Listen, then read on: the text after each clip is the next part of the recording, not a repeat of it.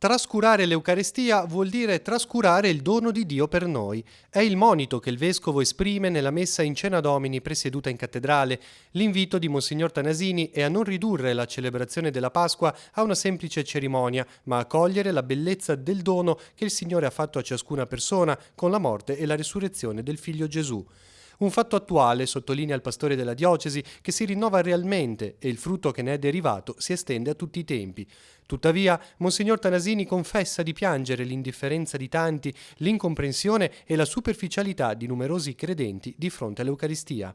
Vorrei rivolgermi a coloro che non sono qui questa sera, ai tanti che disertano ogni domenica la celebrazione eucaristica, ai giovani che dicono di annoiarsi per la messa e quindi non vanno.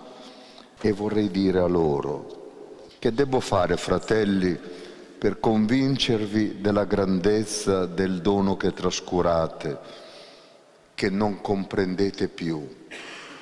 Ditemi, che bisogna fare? Vorrei inginocchiarmi davanti ad ognuno di voi e lavarvi i piedi, perché comprendiate quello che Gesù Cristo fa per voi, fa per noi, sempre.